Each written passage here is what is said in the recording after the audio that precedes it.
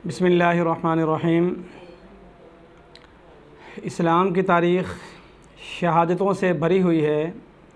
उसके अंदर एक बहुत बड़ी शहादत हज़रत फ़ारूक़ आज़म रज़ी अल्लाहु अन्हु की भी है, जो आज के दिन यकम मुहर्रमुल हराम को मदीना मुनव्वरा में मस्जिद नबवी के बिल्कुल मिंबर रसूल के साथ और मुसल्ले रसूल पर हुई। आप खलीफ़ा सानी हैं, अमीरुल मोमिनीन हैं। हज़रत अबू बकर सिद्दीक़ रज़ी अल्लाहु अन्हु की 2 साल खिलाफ़त के बाद आप खिलाफ़त पर आए और आपकी खिलाफ़त की तजवीज़ भी हज़रत अबू बकर सिद्दीक़ रज़ी अल्लाहु अन्हु की तरफ़ से थी और तकरीबन 12 साल आपने बहैसियत अमीरुल मोमिनीन मुसलमानों की खिदमत की।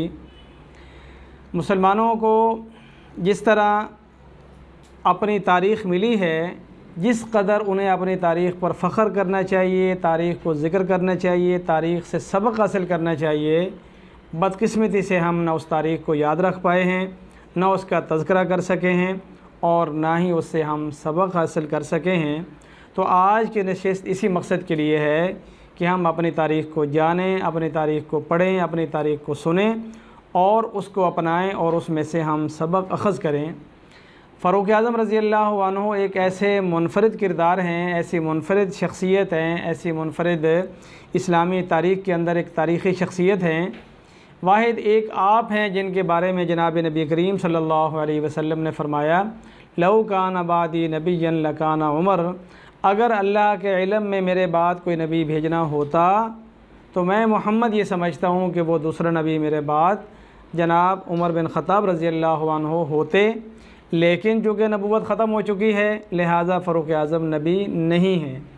लेकिन पैगम्बर अलैहिस्सलाम का आपके बारे में इतना फ़रमा देना ये इस बात को साबित कर रहा है कि आप सल्लल्लाहु अलैहि वसल्लम की नज़र में जिस तरह अम्बिया के अंदर दीन की हमीयत होती है, गैरत होती है, दीन के साथ खैरखाई होती है और दीन की इशाअत का जज्बा होता है और उनकी ज़ात से दीन का फैलाव होता है, और इसी तरीके से उस ज़माने के दीन को जो उस नबी से फ़ायदा पहुँचता है, तो आपने इस लौ काना के अंदर बता दिया कि नबी करीम सल्लल्लाहु अलैहि वसल्लम का लाया हुआ दीन उसको आगे चलाने में, फैलाने में जो किरदार फ़ारूक़ आज़म अदा करेंगे वैसा शायद किसी और से अदा ना हो पाए।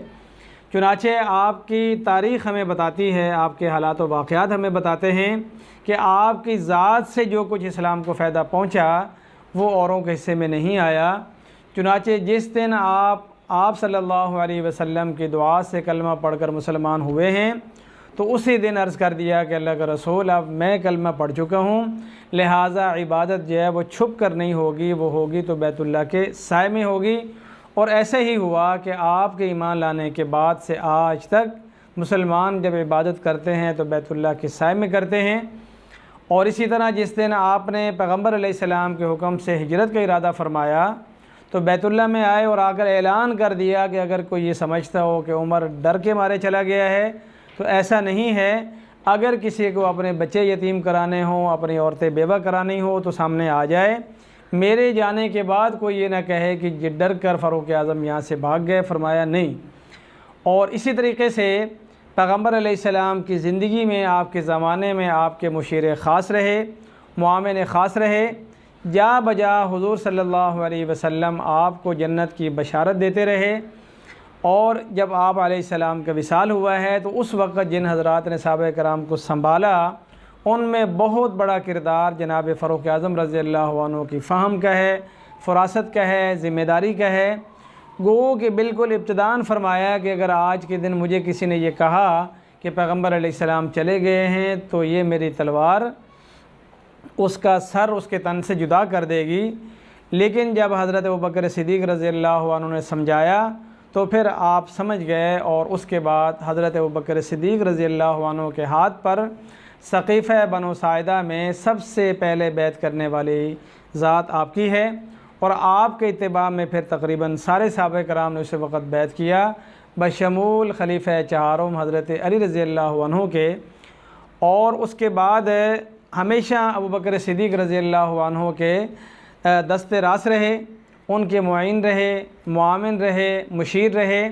यहाँ तक कि 2 साल के बाद जब आप पर खिलाफत आ गई तो अब आपकी हालत ये थी कि आपका फरमाना था कि ये रियासत मदीना है और किसी दरिया के किनारे अगर कोई जानवर, कोई कुत्ता भी प्यासा मर जाता है तो मैं रोज़े क़यामत इस बात के जवाबदार हूँ कि खिलाफत उमर की हो और कोई कुत्ता प्यासा मर जाए।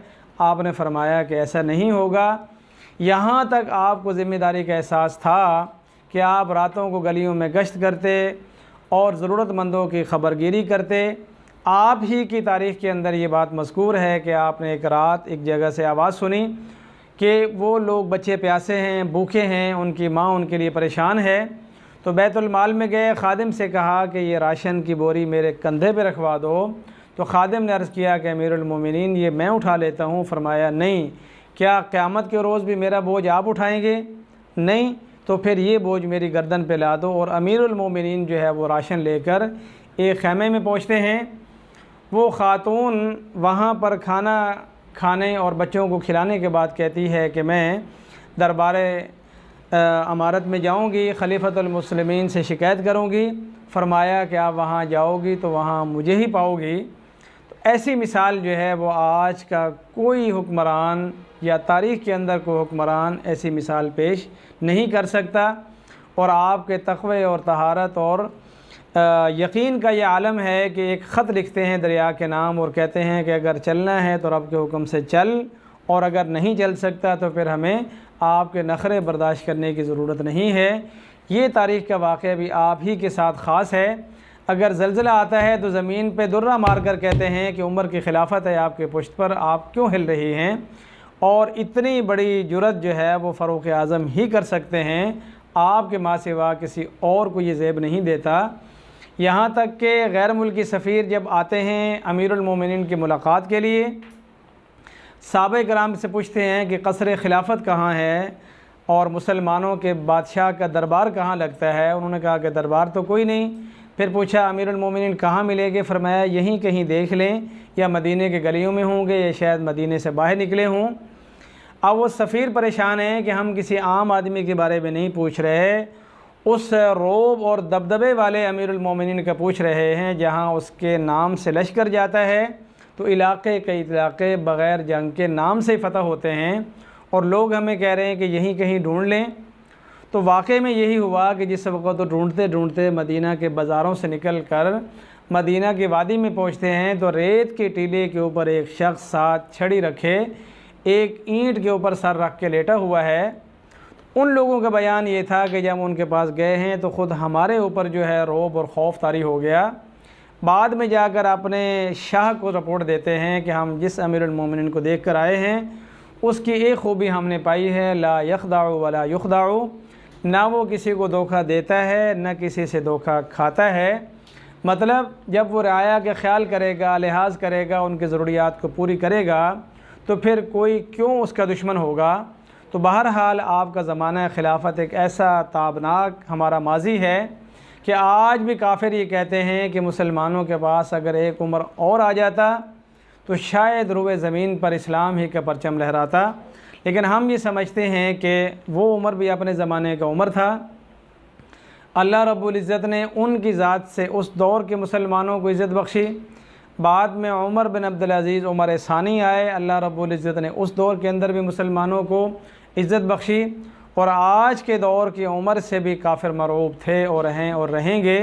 हो सकता है कि आने वाले वक्तों में आने वाले फ़िरौनों के लिए अल्लाह ताला एक और उमर पैदा कर दे जो आने वाले इस्लाम और मुसलमानों के दुश्मनों को बता दें कि इस्लाम की तारीख़ में हर दौर के अंदर उमर होता है और वो उमर कभी यहाँ पैदा होता है कभी वहाँ पैदा होता है, लेकिन दुनिया कुफ्र के लिए जो है वो उमर उमर ही होता है।